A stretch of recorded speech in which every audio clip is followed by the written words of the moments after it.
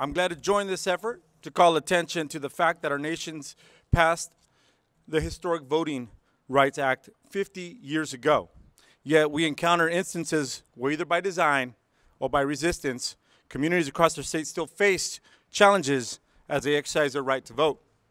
I'm glad to stand with my colleagues here today as we represent a package of bills that will, as we introduce a package of votes that will increase voter turnout, protect California's voters, and bring needed reforms to elections processes. As many of you know, I have introduced election reform legislation every session that I've been in the Assembly. I feel strongly about the need to ensure that every citizen in every community has a voice. I've introduced Assembly Bill 278 that requires any city of 100,000 or more residents to conduct district-based elections. Currently, over 20 cities with large populations elect their councils at large. So this number is significant. Most of these 100,000 plus communities started with a population of about 500 to 5,000 in population. There's been significant growth. In my hometown of West Covina, a city of over 107,000 residents, all 4 current city council members, one just resigned recently, live in the same part of the town, the northeastern part of West Covina. In fact, 2 of them live in the same neighborhood near the country club, just adjacent. This has denied the opportunity for every resident in West Covina the opportunity to have a true and representative council serving them. Until I was elected, no one from my side of town served on the council, and no Latino had served on the council. After I left, no one from my side of town has served, even with multiple candidates running from these areas or from the ethnic background. Why is this important? When I've served on the council, it was clear to me where our city resources were spent. Parks near the country club were beautifully landscaped, and roads in the northeastern part of town were repaired quickly. The repaving was done more regularly, more often. It was no surprise to me that city resources went to where city council members lived. This story is repeated city after city across the state of California. We can dig deeper and examine the impact income, education, and ethnicity have on the process that rewards some of the expense of those with greater needs.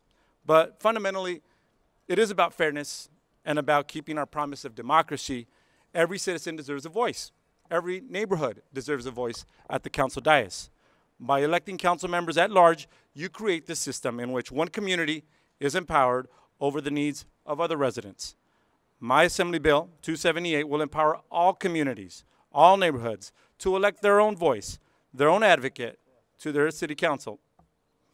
They can hold him or her accountable, and in turn, decisions made by the council will more likely be representative of the needs of all residents throughout these communities.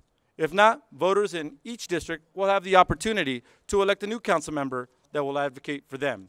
It is important to note the fact that at-large elections have been the subject of litigation across our state that challenges that election process as a violation of both the state and federal Voting Rights Act.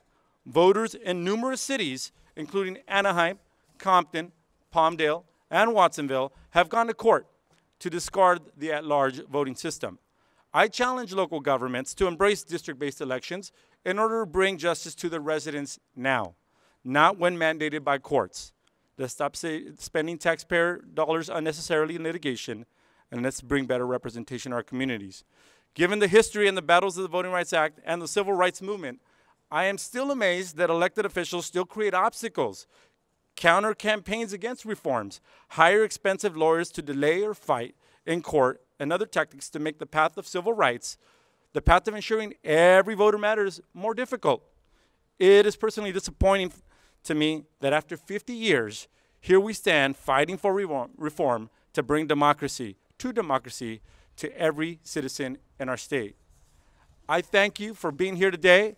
I thank my colleagues who stand here with courage and strength to do what's right, and that is to strengthen the voice of every voter, every neighborhood, and to make sure that we have stronger representation. I think in doing so, we strengthen the interests and desire of the California's electorate at the polls. Thank you so much.